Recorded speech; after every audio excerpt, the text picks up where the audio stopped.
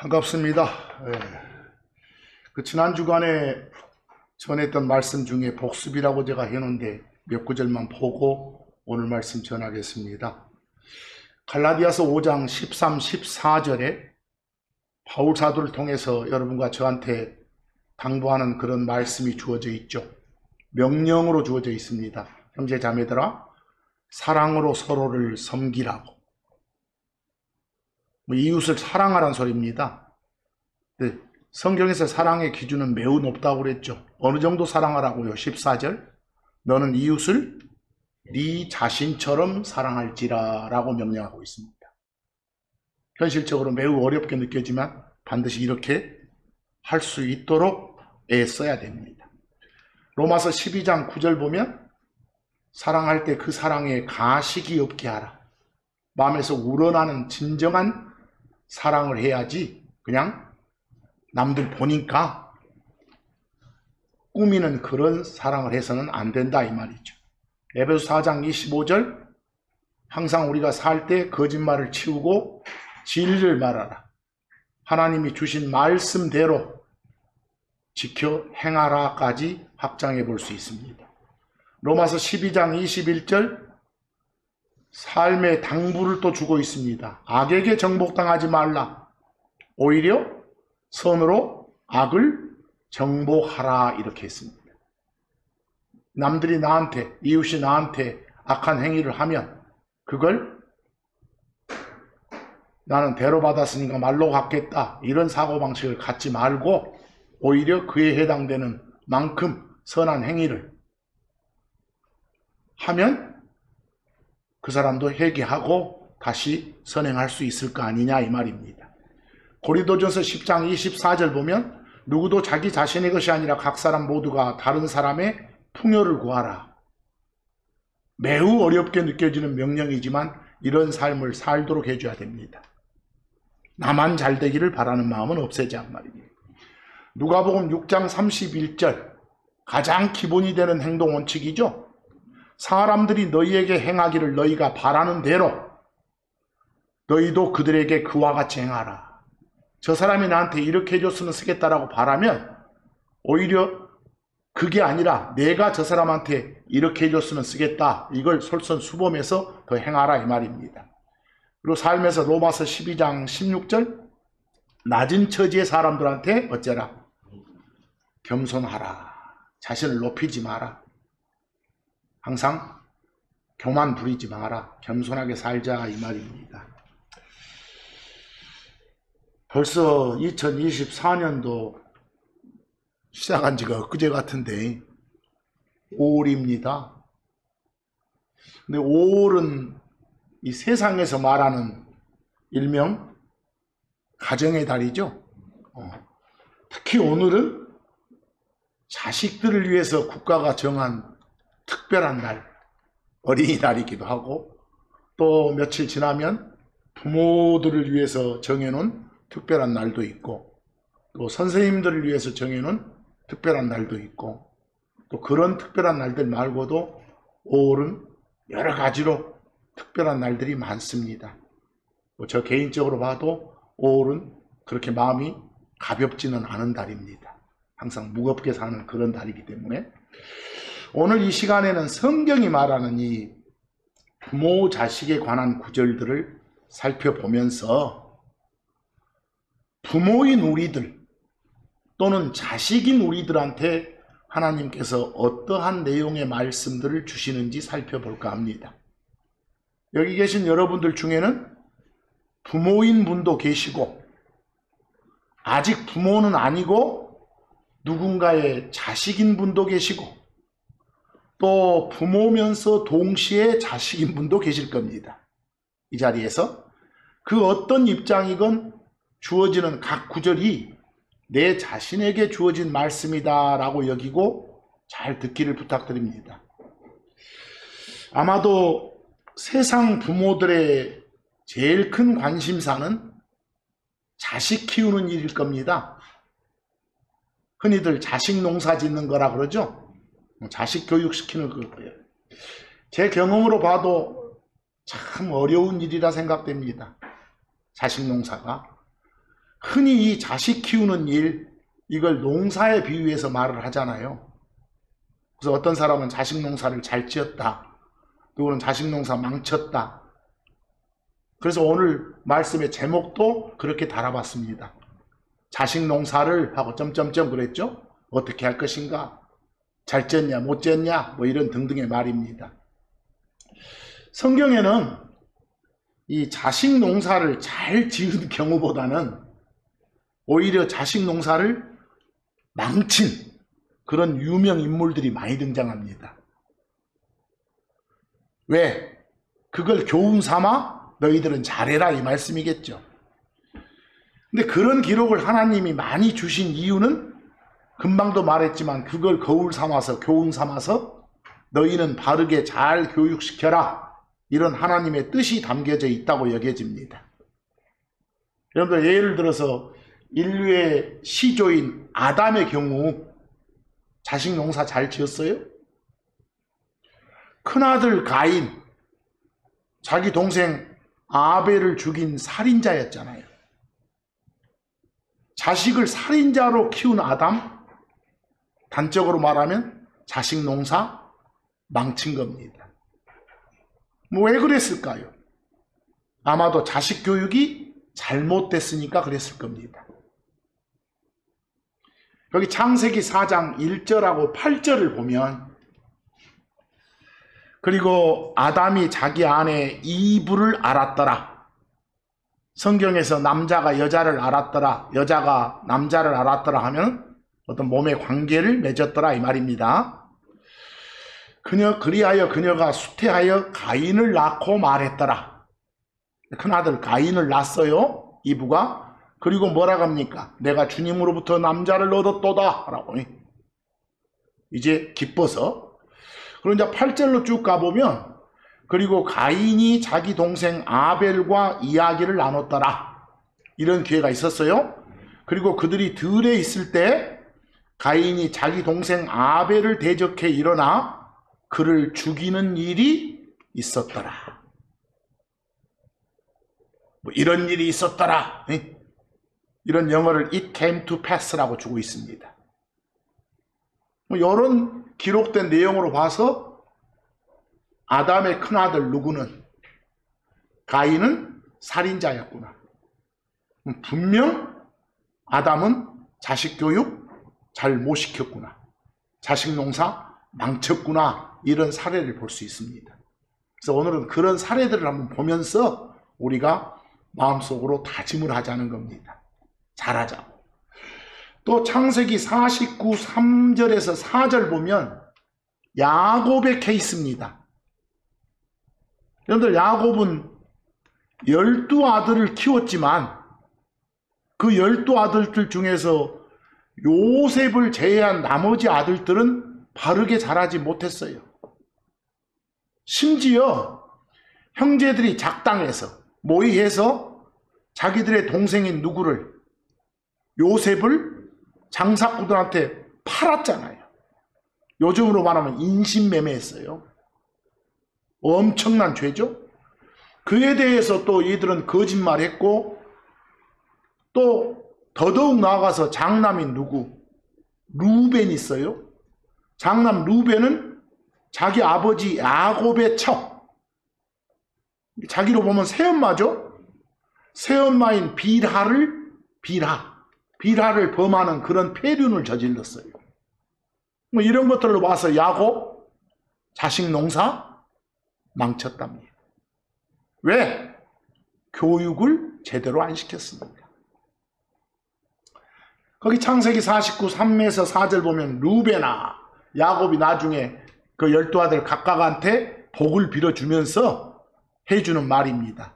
루벤아, 너는 내 맏아들이고, 뭐 맏아들이고 해도 좋고, 맏이고 해도 좋고, 첫째고 해도 좋아요. 너는 내 맏아들이고 내 힘이고 내 힘의 시작이니라. 좋게 평가하죠. 근데 4절 보니까 좀 적나라한 평가가 나와요. 물처럼 불안정한 너는, 왔다리 갔다리 했던 것 같아. 너는 뛰어나지 못하리라. 이렇게 단정한 이유가, 왜냐하면 네가 네 아버지의 침상에 올라간 뒤에 네가 그것을 어쨌기? 더럽혔기 때문이도다. 자신의 첩인 비라를 아들이 범한 그걸 책망하고 있는 거예요. 그가 내 침상에 올라갔도다. 내용을 보면 알겠죠? 뭐 이런 걸 기록한 이유는 자식 농사 망쳤다는 걸 보여주려고. 그리고 이걸 읽는 자들은 이런 짓 하지 않도록 교육 잘 시키라고. 좀 더 가보면 사무엘상 8장 1에서 3절 나왔죠? 거기 사무엘에 관한 기록이 나와요. 사무엘의 엄마가 누구죠? 한나예요. 엄마 한나가 기도해서 얻은 아들이에요. 사무엘이. 또 이 사무엘은 이스라엘 역사상 매우 훌륭했던 재판관이에요. 또 매우 훌륭했던 대언자예요. 하나님 말씀 직접 받아서 전했던 그런 사람이에요. 그리고 유명한 제사장이에요. 그렇게 평가받는 사무엘, 그 자식들은 사무엘하고 완전 딴판이었어요. 그 말은 그 사무엘 역시 자식 농사 망쳤다는 거예요. 이걸 또 보여준 이유가 너희들은 이걸 교훈 삼아 거울 삼아 자식 농사 잘 지어라 이 소리예요. 거기 사무엘상 8장 1에서 3절 보니까 그리고 사무엘이 나이 들었을 때 거기 오울도 나오면 늙었을 때도 좋고요. 저는 그냥 항상 이렇게 늙었을 때보다는 나이 들었을 때 이 표현을 좋아합니다. 사무엘이 나이 들었을 때 그는 자기 아들들을 이스라엘에 대한 재판관들로 삼게 되었다 그랬어. 이런 일이 있었다 말입니다. 이제 그의 첫째 맏아들의 이름은 요엘이었고 둘째 이름은 아비야였고 그들이 브엘세바에서 뭐였더라? 재판관들이었더라 그랬어. 근데 3절 보세요. 그런데 and 나와 있죠? 그런데 그의 아들들이 이 사무엘의 아들들이 자기 길들로 걷지 아니하고 뭔가 이제 딴 데로 새죠. 옆으로 돌이켜 이익을 추구하며 뇌물을 취하고 재판을 굽게 하였더라 그랬어요. 이야, 그 훌륭한 재판관인 사무엘의 아들들 보니까 딴 길로 갔죠. 뭐 사무엘 역시 어쨌구나.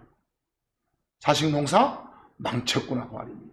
이렇게 많은 사례를 보여주는 거예요. 사무엘하 18장 5절 볼래요? 거긴 다윗 이야기예요.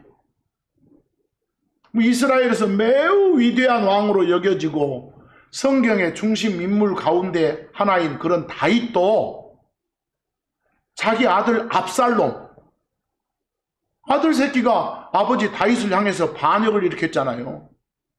아버지 죽이려고. 자신한테 반역을 일으킨 아들 압살롬이 있었어. 근데 매우 안타까운 점은 나중에 자신한테 반역을 일으킨 아들이라면 제대로 교육시켜서 죽이든지 해야 될 거 아니에요. 벌을. 근데 벌은 내기는커녕 그 눈먼 사랑을 보이는 구절이 있어. 안타까운 사랑이에요, 이것은. 당연히 주의 말씀에 따르면 압살롬은 죽였어야 되거든. 근데 사무엘하 18장 5절 보면 어떤 내용이 있냐면 그리고 왕이 다윗이에요. 자기 군대 대장이 요압이었거든. 요압과 아비새와 이때에게 명령하여 말했더라. 그 압살롬 처리를 어떻게 하라고 말한가 봐봐. 나를 위해 청년 곧 압살롬을 어쩌라고? 너그러이 대하라고. 요즘 어떤 일부 부모들처럼 오냐오냐만 하고 있는 거예요. 거기서 잘못했으면 따끔하게 그에 상응하는 벌을 줬어야 되는데 그게 올바르게 교육시키는 방향인데 부모가 자식 눈치 보는 그런 케이스예요. 이 자체가. 왜 자식 농사 이 사람들이 망쳤을 거라고? 뭐 이유는 간단하죠. 자식 교육을 제대로 안 했으니까. 뭐 여러분들 성경은 하나님 말씀은 자식 교육 어떻게 시키라고 해요? 제일 먼저 이로 지침이 뭔지 아세요? 하나님 두려워하는 걸 가르쳐야 된다고 해요. 이 세상에서 일어나는 모든 범죄의 원인은 하나님 두려워하는 법을 교육시키지 못해서 일어나고 있다고 그래요. 거기 시편 34편 9절과 11절 한번 보실까요? 오 너희 그분의 성도들아 주를 어째라? 두려워하라. 주를 두려워하라. 그분을 두려워하는 자들에게는 부족함이 없기 때문이니라 그랬어. 11절 너희 자녀들아 내게로 와서 귀를 기울이라. 내가 너희에게 주의 무엇을? 두려움을 가르치겠노라. 자식 교육 제대로 시키려면 제일 먼저 할 일이 뭐다? 주 하나님 무서워할 줄 알도록. 성경 구절들을 통해서 그 교육을 제일 먼저 시켜라 말입니다. 그래서 이스라엘 백성 각각한테 주신 말씀이 있고 또 여러분과 저처럼 그리스도 안에 들어온 사람들한테 주시는 말씀도 있어요. 내용이 약간 세대마다 다르기도 하고 겹치기도 하는 그런 내용들이 많아요. 특히 이스라엘 백성에게 주신 말씀, 금방처럼 각 사람한테 자기 부모 두려워할 줄 알게 가르쳐라. 이건 하나님 두려워할 줄 알면 자기 낳아준 부모 두려워할 줄은 저절로 알게 되는 거예요. 그래서 요즘 아이들 보면 어쩝니까? 부모 알기를 우습게 하는 경향들이 있잖아요. 엄마 아빠랑 친함이 있다고 해서 엄마 아빠 두려워할 줄 모르는 게 허다하잖아요.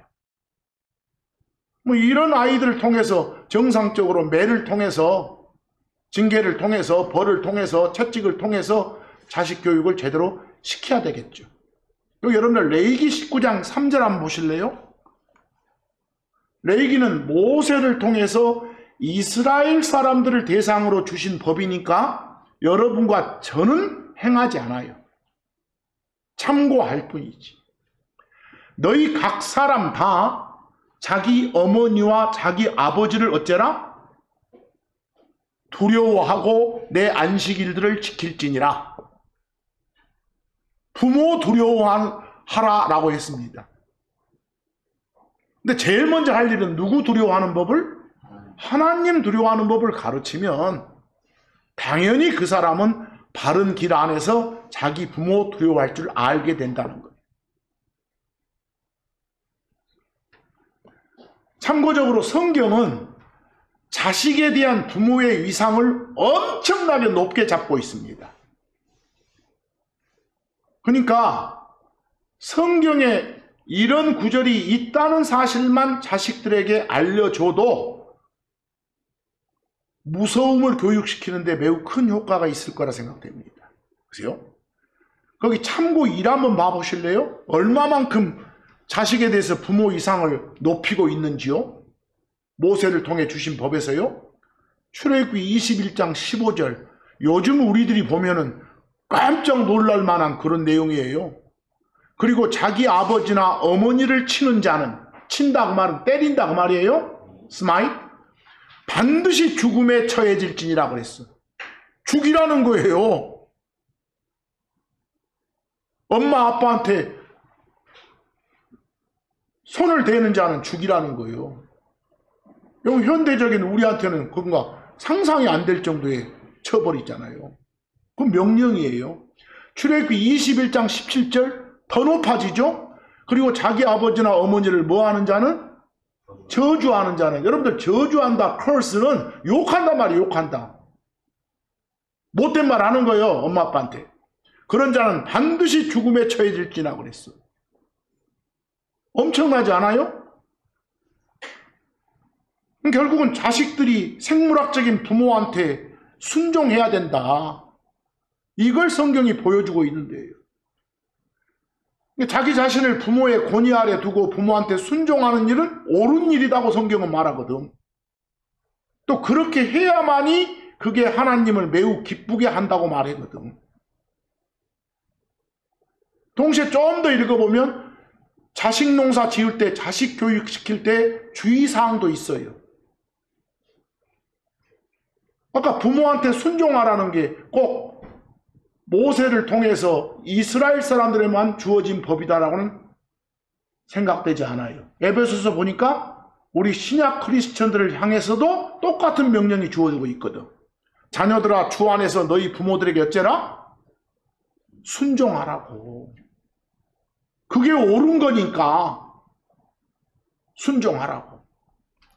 골로새서 3장 20절도 같은 말 나오잖아요. 자녀들아 모든 일에서, 한두 가지 일이 아니야. 뭐라고요? 모든 일에서 너희 부모에게 어째라? 순종해라. 그게 바로 주께, 주 하나님께 큰 기쁨을 드리기 때문이라 라고 끝에 되어 있습니다.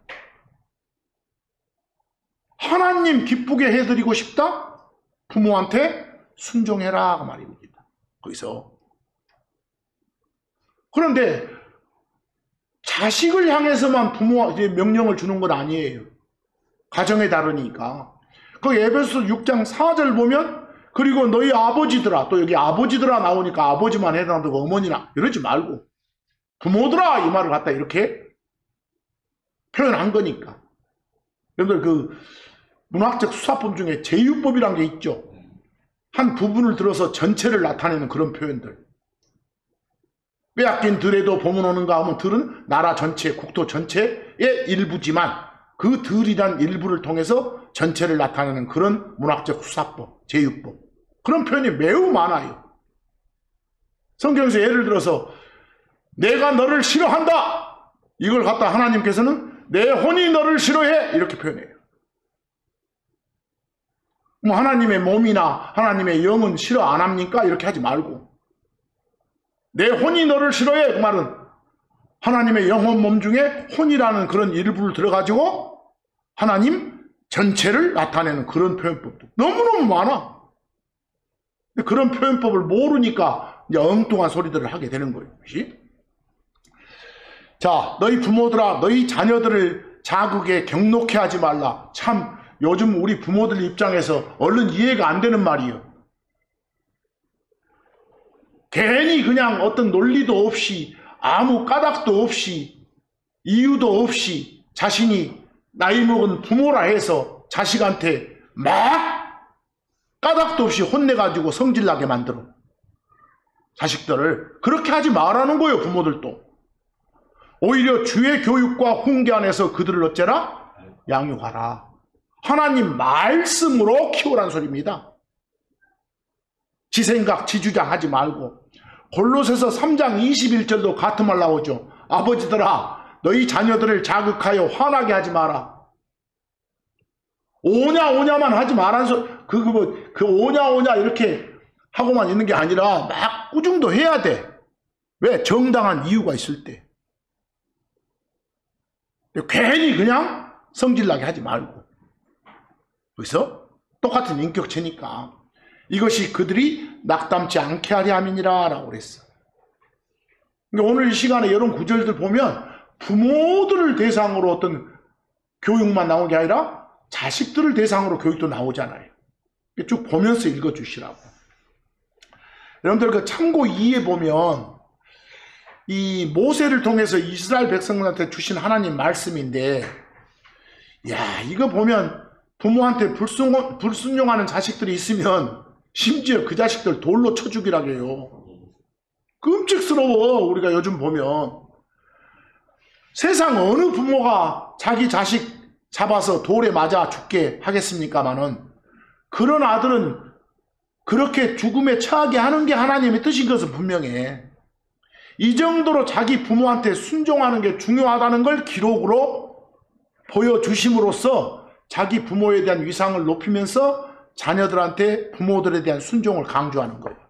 그래서 모세법이에요. 그래서 참고 2조 한번 봅시다. 거기 신명기 21장 18에서 21절까지요. 어떤 사례입니까? 만약 어떤 사람에게 고집센 그리고 반항적인 아들이 있는데 고집이 세. 맨 대들어 쌓고 반항적이요. 그런데 그 녀석이 자기 아버지의 음성이나 자기 어머니의 음성에 순종하지 아니하려 하고 그래서 그 will이 나왔으니까 말 안 들으려고 해. 고집부리고 그러려고 하면 그들이 징계를 했는데도 불구하고 그들에게 귀 기울이지 아니하려 하면 그랬어. 벌 줬는데도 안 고쳐대 이놈들이. 또 고집부리고. 그렇게 하면 19절 그러면 어쩌라게. 그의 아버지와 어머니가 그를 붙잡아서 그를 그의 도시의 원로들에게 그리고 그의 고장의 성문으로 데려갈지니라 그랬어요. 공개 재판하러 가는 거예요. 20절 그리고 그들이 그의 도시의 원로들에게 하소연을 하란 소리야. 청혼을. 뭐라고 청혼해? 우리의 이 아들은 고집이 세고 반항적인 아이다. 그가 우리의 음성에 순종하려 하지 아니하나이다. 그는 폭식가며 술고래인 아이다. 이게 제목들을 말하는 거예요. 좀 살 좀 그만 찌게 그만 좀 처먹으라 해도 막 처먹고 막 이런 식이에요 지금. 술 멍땅 처먹고 행설수설하고 이런단 말이에요. 이런 아이다. 그래서 라고 말할지니라 그랬어. 죄목을 나열할지니라 말이죠. 21절 그러면 그의 도시의 모든 사람들이 방청객들 안에 있었잖아요. 모든 사람들이 그를 돌로 쳐서 그가 죽게 되리라. 이야 어마어마합니다. 그렇게 하여 너는 너희 가운데서 악을 치울 것이니라. 그리하면 온 이스라엘이 듣고 두려워하리라 그랬어. 아예 표본 샘플로 그렇게 하라는 소리예요. 안 된 놈들 있으면. 부모에 대한 불순종이 하나님께 얼마나 큰 죄인가를 보여주고 있잖아요. 더 어마어마한 구절 한번 봐볼까요? 잠언 30장 17절. 저는 이 구절 읽을 때마다 이야 하나님 너무하신 거 아니야? 이런 생각이 들어요. 사람이니까. 자기 아버지를 조롱하며 자기 어머니에게 순종하기를 싫어하는 눈은 골짜기에 까마귀 그것을 쪼아내리라 그랬어. 아니 사한 놈 눈을 그냥 쪼아본다고 말이 아니라 일단 이런 놈들이 있으면 아까처럼 돌로 쳐서 죽이라겠잖아요. 돌로 쳐서 죽여가지고 그냥 저 벌판에 버려버린 거예요. 뭐 누가 까마귀가 눈 파먹어버려. 그리고 새끼 독수들이 그걸 또 먹어버려. 끔찍하죠? 어떤 자들이 이렇게 된다고? 순종하지 않는 자들이. 어마어마하지 않습니까? 이런 걸 교훈 삼아 자식 교육을 지켜라 그 말입니다. 우리가 자주 듣는 말 중에 자식은 품 안에 있을 때 자식이지 크고 나면 어쩐다고요? 다 소용없단 말을 이렇게 푸념처럼 하잖아요. 그래서 크고 나면 말을 안 들으니까 그게 상당한 사람들의 많은 사람들의 시대 유행이고 대세잖아요. 근데 하나님께서는 세상적 사고하고는 정반대 말씀을 주시죠.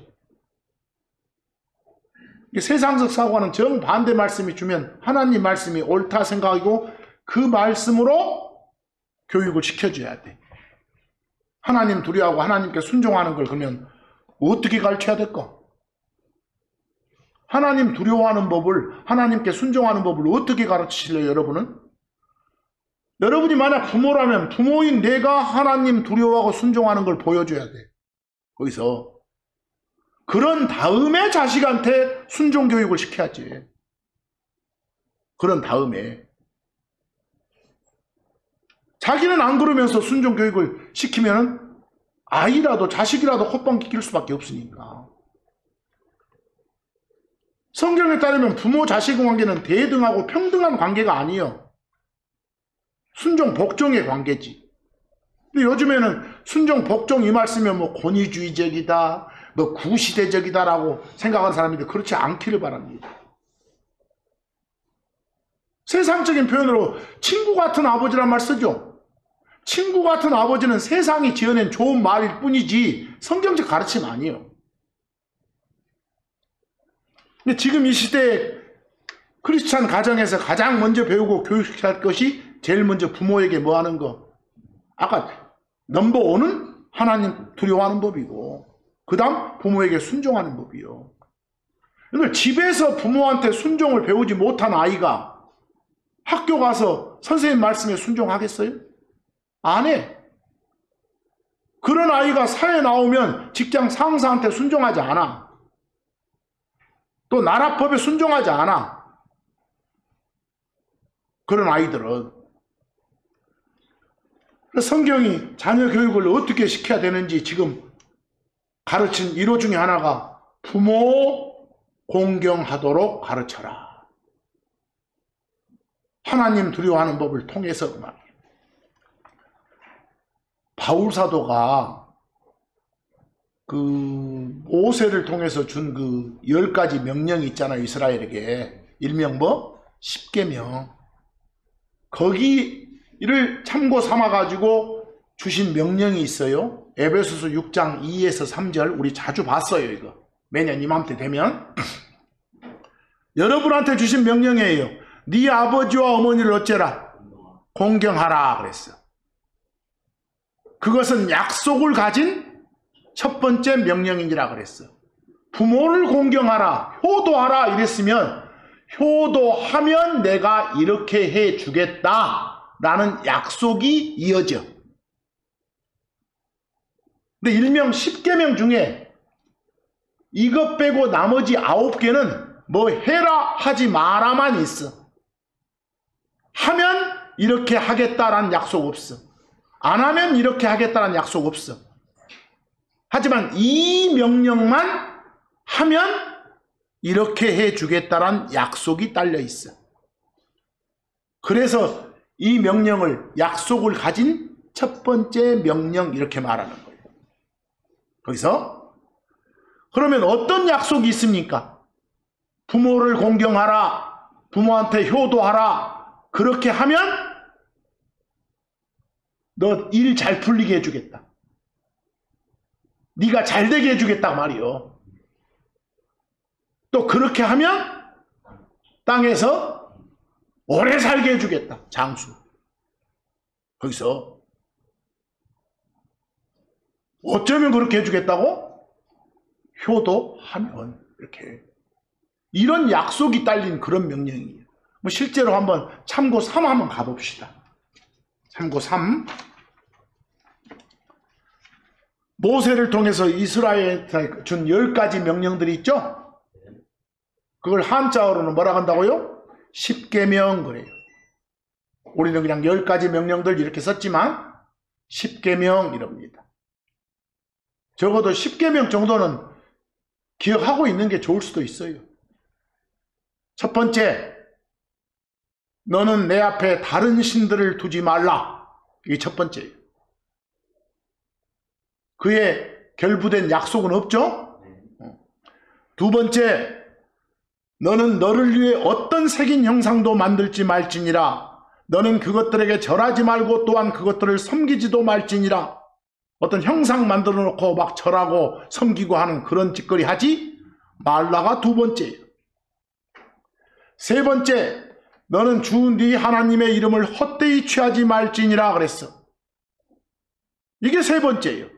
네 번째는 뭐요? 안식일을 기억하여 거룩히 지키라. 여러분한테 준 게 아니라고. 또 이런 놈 보고 10계명에도 있는 명령을 안 지키면 쓰겄어? 이러고 말하는 또 이상한 사람들도 있어. 그러지 말고. 그런 걸 주창하는 사람들이 뭐 안식교니 이런 사람들이요. 그리고 이제 뭐라고 하면 이런 구절 돼. 여기 있잖아. 뭐 아까처럼 부모한테 요구하면 막 돌로 쳐 죽여라.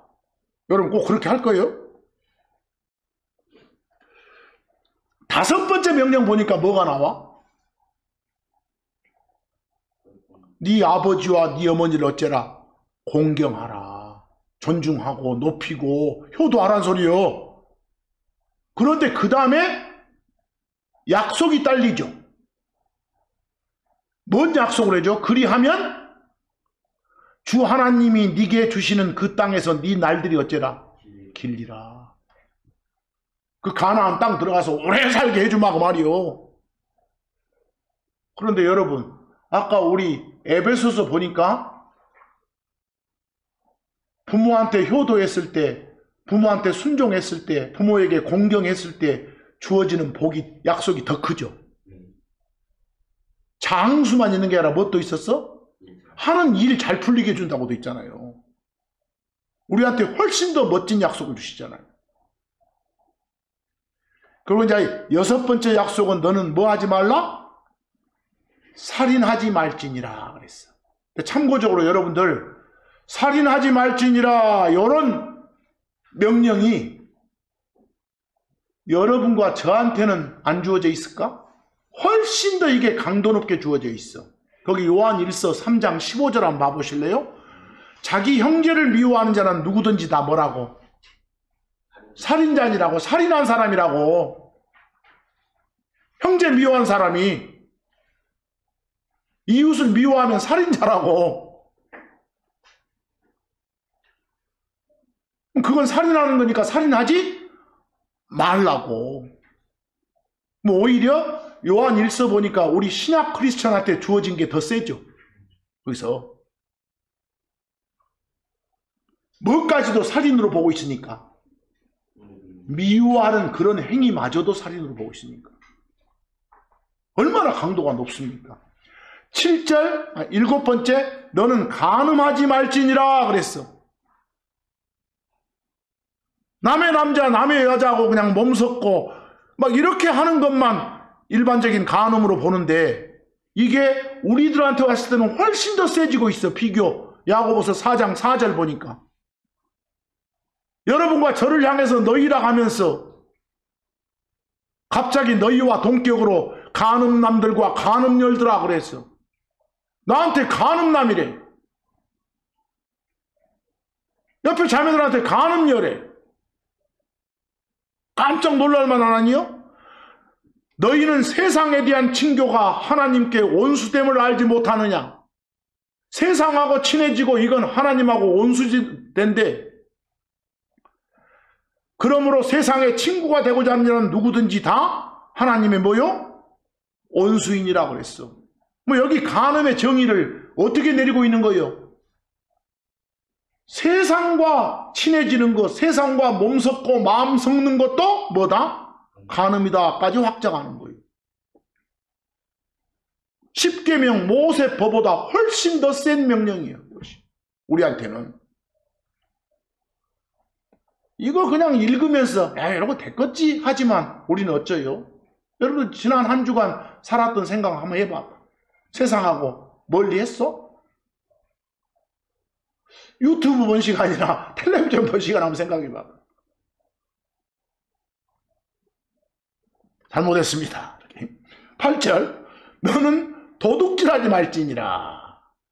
이런 명령도 있고 9절 너는 네 이웃을 대적하여 거짓 증언하지 말지니라 라는 명령도 있고 또 10번째는 너는 네 이웃의 집을 어째지 마라. 탐내지 마라. 너는 네 이웃의 것 중 어떤 것도 탐내지 말지니라 그랬어. 그런데 요거 탐심 갖지 말고 살라는 것이 우리한테 오면 더 세지죠. 우리 꼬마들 오네? 뭣도 탐심으로 보니까 거의 탐심을 욕심내는 것을 우상숭배까지 가버리거든. 우상숭배까지. 신약에 오면 훨씬 더 세진단 말이에요. 어찌됐건 여기까지 봤을 때 우리가 지금 그 5번째 명령을 보고자 했던 거예요. 어쩌라고? 말로만 입으로만 하지 말고 부모 어쩌라? 효도하라고. 어머니 날, 아버지 날 하루만 부모님 찾아뵙고 꽃 따라주고 식사 한 끼 먹는 거 이게 전부인 집이 수두룩 하잖아요.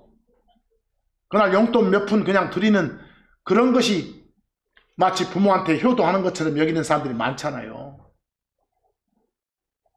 그거이 전부요. 평소에는 거의 전화도 하지 않고 지내다가 A상 10년에 한 번 어머니나 잠깐 한 번 들리고 말잖아요. 우리 모두가 그렇잖아요. 과거에 나 역시도 그랬으니까. 또 더욱이나 부모 쪽으로 잘 안 되는 것이 대부분 가정 살펴보면 부모님이 중심이 아니라 누가 중심으로? 새끼가 자녀가 중심으로 되어 있으니까. 부모들의 사고관도 자식 위해서 한다는 부모들 많잖아요. 그러나 여러분들 실제로 여러분 자신도 한번 생각해보고 주변도 한번 살펴보시오. 부모님 위해 산다는 자식들 많습니까? 거기서? 그건 별로 없잖아요. 부모를 공경하지 않고 반대로 자식 공경하는 이 시대는 삐뚤어진 거예요. 부모 떠받든 게 아니라 자식 떠받든 게 잘못된 거란 소리요. 성경은 자꾸 자식들한테 순종을 가르쳐야 된다고 하는데,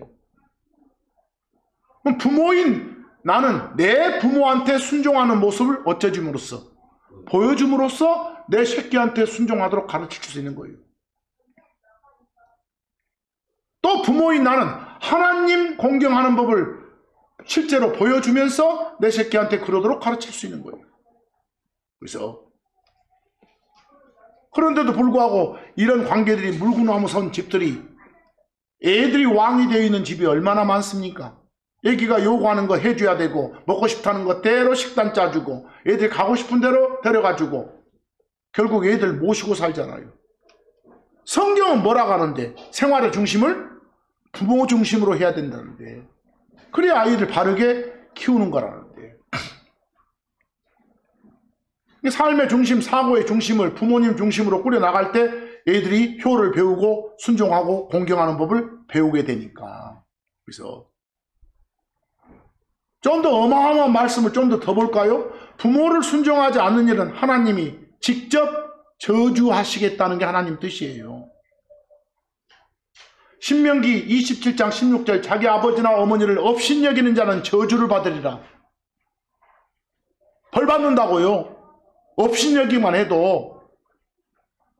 잠언 23장 22절, 너를 낳은 네 아버지께 귀를 기울이라. 그리고 그녀가 나이 들었을 때 네 어머니를 업신여기지 말라 그랬어. 요점만 딱 줄이면 부모 업신여기는 일이 없도록 하라지.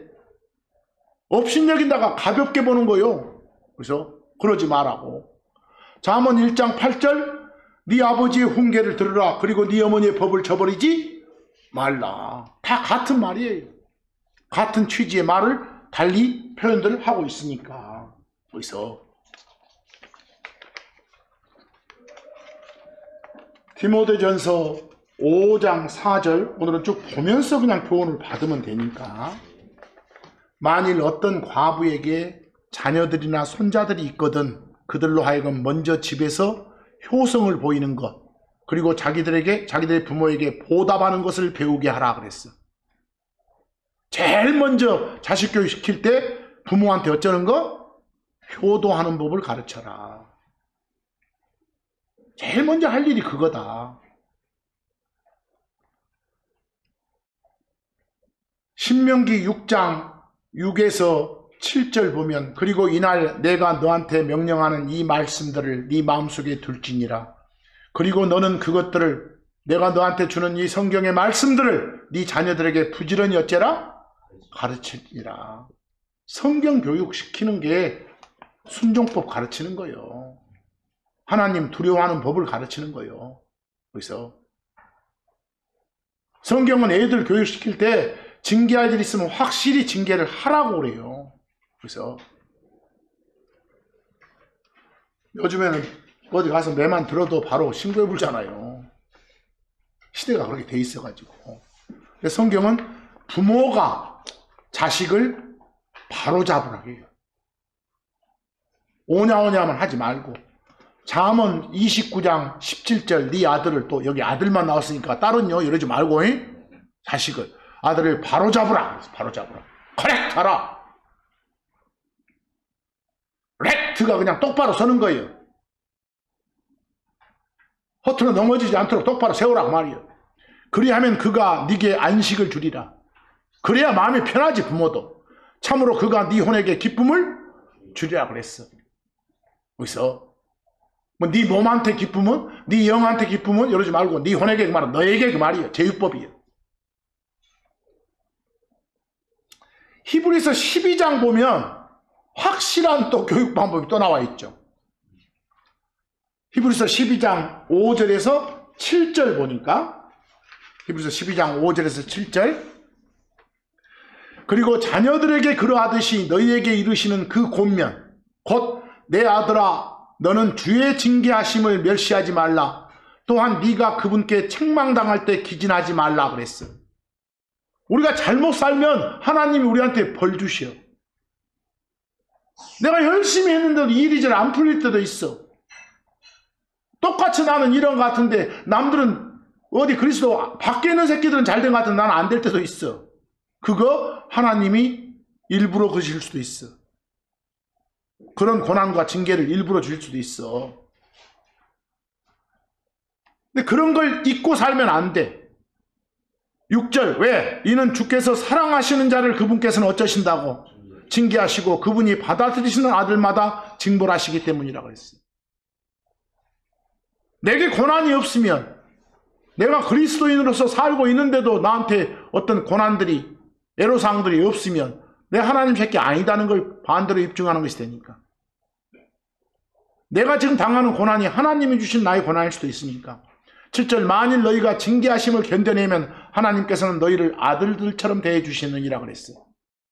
끝에 제일 말씀 중요한 말 나오네. 아버지가 징계하지 않는 자가 무슨 아들이겠느냐. 하나님 아버지가 징계를 안 해. 내가 잘못했는데도 그럼 내가 하나님 안에 지금 없는 거 아니야? 라고 의심해 봐야 돼. 그것을 오히려 뭐 이건 세상 아버지도 똑같은 말이에요. 아들이 잘못했는데 딸이 잘못했는데 아버지가 어머니가 징계를 안 해. 진정한 부모가 아니지. 그것은 이 내용들 보니까. 그래서 자식 교육 시킬 때 그 참고 4에 보면 어떤 말들이 나온가 봐봐. 잠언 29장 15절 매와 꾸지람은 지혜를 주느니라. 잘못했으면 매 때려라 그 말이요. 또 여기 꾸짖어라 그 말이요. 하지만 홀로 버려둔 아이는, 홀로 버려둔 아이는 그 말은 그냥 냅둬버린 아이는 그 말이요. 잘못했는데 매 안 때리고 꾸지람 안 받는 그런 아이는 자기 어머니에게 수치를 가져오느니라. 거기서 결국은 사고치거든. 그런 놈들이. 잠언 19장 18절 소망이 있는 동안에 네 아들을 징계하라. 잘못했으면 그 잘못한 순간 벌 주라고.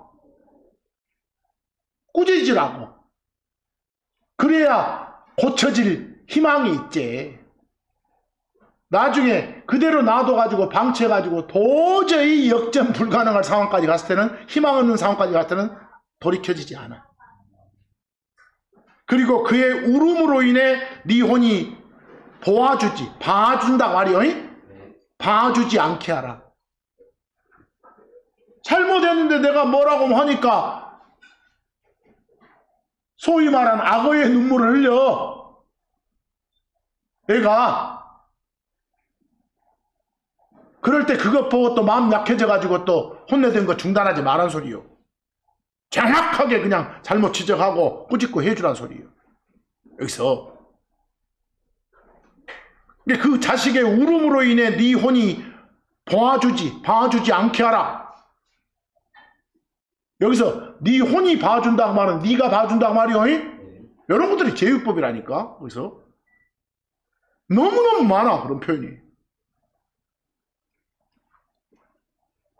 잠언 22장 15절 아이의 마음에는 어리석음이 매여 있느니라. 그러나 바로 잡음에 매는 매가 그로부터 그것을 멀리 몰아내느니라. 바로 잡아와 주면, 징계하고 벌 주면, 꾸중하면, 매 때리면 어쩐다고? 아이한테서 있던 어리석음이 달아나고 그 자리에 지혜가 자리를 잡는다고. 그래서 잠언 23장 13절 아이에게서 바로잡기를 그만두지 말라. 계속해서 바로잡으라. 잠언 22장 6절 아이를 그가 마땅히 가야 할 길 안에서 똑바로 훈련시켜라. 명령이요. 그리하면 그 아이가 나이 들어서도 그는 그것에서 떠나지 아니하리라. 순차적으로 하나님 두려워하는 법 가르쳐서 하나님 말씀대로 사는 부모가 또 그 말씀대로 사는 자식으로, 그 자식이 부모 되면 또 그 말씀 따라 행하는 자식으로 이렇게 키워질 거란 소리예요. 여기 있는 우리가 부모건 자식이건 부모 겸 자식이건 상관없이 오늘 이 말씀이 모두 다 해당된다고 여기고, 특히 자식 농사 잘 지었다는 소리 들으려면 오늘 이 순간부터라도 그냥 하나님 무서워하는 법, 하나님 말씀대로 많이 심어주는 거, 이 훈련부터 해야 되겠다 그 말입니다. 그래서 소위 말하는 가정의 달을 맞이해서 늘 이맘때 되면 이런 말씀을 이렇게 전합니다. 반복적으로. 적어도 어떤 말씀들이 주어져 있는가 구절도 살펴보면서 이번 한 주간도 가정의 달에 맞게 생활하는 여러분과 제가 됐으면 하는 그런 바람을 가지고 오늘 말씀 여기서 마칩니다. 감사합니다.